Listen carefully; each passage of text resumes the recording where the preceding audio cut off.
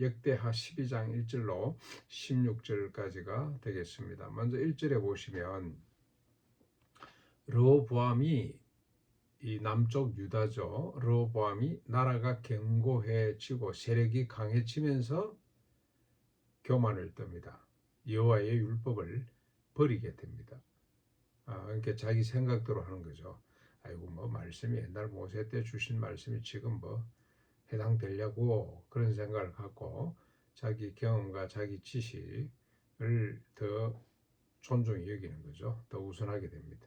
나라가 견고해지고 세력이 강해지면서 이런 전철을 밟게 됩니다. 이게 인간의 역사의 모습이고 하나님 백성도 예외가 없다는 것을 깨닫게 됩니다. 근데 혼자 어리 되는 것이 아니고 중심부가 그렇게 흔들리니까 그렇게 가니까 온 이스라엘이 왕을 본받게 되었더라. 하나님 말씀이 무시당하게 되는 거죠. 의식은 그대로 있어요. 제사도 있고 모든 제도가 다 그대로 있습니다만은 그러나 하나님 말씀을 무시하게 되는 겁니다. 현실론이겠죠. 현실. 지금 어느 때라고 그러면서 하나님 말씀을 무시하게 됐습니다. 자, 그러자 어떤 결과가 나타납니까? 2절부터 쭉 12절까지 그들이 스스로 견고해지고 강력해지자 하나님 말씀을 버렸던 결과는 어떻게 되느냐? 여호와께서 말씀을 하시는 거죠. 여호와께서 스마야를 통해서 말씀하시는데 이렇게 말씀을 합니다. 너희가 나를 버렸으므로 나도 너희를 버려 시삭의 손에 넘길 것이다. 시삭은 애고방이죠. 너희들이 나를 버렸다는 겁니다. 의식은 있어요. 제사도 있고 다 있습니다. 제사상도 있고 다 있습니다. 그러나 하나님 말씀을 무시한 것, 하나님 말씀을 거역한 것, 하나님 말씀을 버린 것은 곧 여호와를 버리는 것입니다. 아무리 제사가 있어도 소용이 없다는 겁니다. 그렇죠? 그래서 하나님께서 그들을 시삭의 손에 넘겨버리겠다고 말씀을 합니다. 자, 그러자 르호보암 5년입니다. 애굽 왕 시삭이 벤거 1200 마병 6만을 데리고 그리고 리비아 숲 구스 연합군을 헤아릴 수 없을 만큼 많은 숫자 연합군을 이끌고 와서 예루살렘을 치게 됩니다. 여호와의 전과 왕궁의 보물들을 다 빼앗아가고 솔로몬이 만든 금 방패도 빼앗았더라. 이게 지금 뭐 큰 거 200개, 작은 거 300개, 500개나 되는 금 방패를 만들어서 국고성에 두고 있지 않습니까? 그걸 다 빼앗아 갔더라. 솔로몬이 만든 영광이 하루아침에 침탈에 추적이 되는 거죠. 대상이 돼버리고 말았습니다. 아무 소용이 없습니다.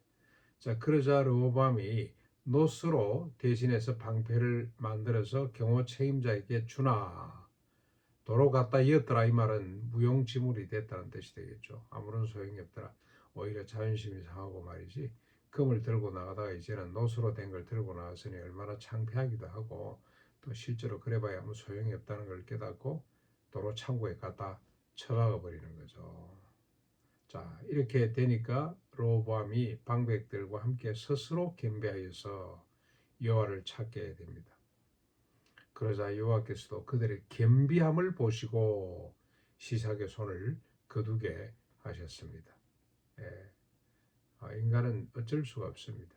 교만해질 수밖에 없고 가지면 가진 대로 갖지 못하면 갖지 못한 대로 원망하고 가지면 교만하게 되고 그러다가 큰 징계를 당하게 되고 역사의 주인은 하나님이시니까 하나님이 내버려 두실 이유가 없죠. 하나님의 징계가 임하게 되고 즉각 하나님 앞에 겸비하고 스스로 낮추고 하나님의 얼굴을 바라면 하나님은 징계의 손을 거두시는 분이다. 거두시는 분이다. 한 번도, 두 번도, 100번도, 1000번도, 10,000번도 하나님은 용서하시고 자신의 징계의 채찍을 거두시는 분이 하나님이시다. 그만큼 하나님은 백성들을 사랑하시는 거죠. 그래서 인간이 있다는 거, 인간이 존재할 수 있다는 거, 생명을 유지할 수 있다는 거, 인간이 행복하게 살 수 있는 조건은 하나입니다. 하나. 하나님이 함께 하시느냐, 하나님이 함께 하시지 않느냐, 하나님 앞에 겸손히 무릎을 꿇느냐, 그렇지 못하느냐에 달렸다는 것을 역사를 통해서 우리가 보게 됩니다. 이제 13절부터 16절까지 르호보암이 정리가 되죠. 짧게 정리합니다. 41세의 왕위에 올라서 17년 동안 통치하게 됩니다. 하나님께서 자기 이름을 두시려고 세운 예루살렘 성에서 통치하게 됩니다. 그런데 그에 대한 결론은 악행입니다. 이는 그가 여호와를 구하는 마음이 굳지 아니했기 때문에 그렇더라. 악하다 선하다 뭘로 평가하느냐, 그 사람이 얼마나 도덕적으로 얼마나 윤리적으로 잘 했느냐가 아니고 여호와를 구하는 마음이 굳었냐 그렇지 못하냐로 악과 선이 평가된다는 것. 악과 선의 기준은 여호와의 말씀이죠. 말씀을 구하는 마음, 여호와를 구하는 마음, 겸손입니다. 겸손히 하나님 말씀대로 살겠다는 마음이 있느냐 없느냐, 그게 선과 악의 기준이 될 수가 있다는 겁니다. 자, 그래서 그가 여호와를 구하는 마음이 약했기 때문에 악한 왕이 될 수밖에 없고, 악했기 때문에 어떤 족적을 남기게 됩니까? 여로보암 사이에 항상 전쟁이 있었더라. 북쪽 이스라엘 여로보암과 남쪽 유다의 르호보암 사이에 전쟁이 끝이 없었더라는 겁니다. 지금도 우리가 주변에 전쟁을 많이 보고 있는데, 특별히 이스라엘 하마스 사이의 전쟁을 보고 있는데요. 이렇게 해석을 해야 되겠죠. 그들이 진정으로 하나님을 사랑한다면, 율법대로 산다면 전쟁할 수가 없잖아요. 그런데 전쟁이 있다는 것은 그들이 교만을 떨고 있다, 하나님을 구하지 않는다는 표정이 되겠습니다.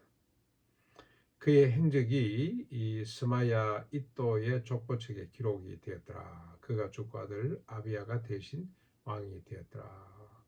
짧게 17년 동안 통치하고 끝이라고 말했습니다.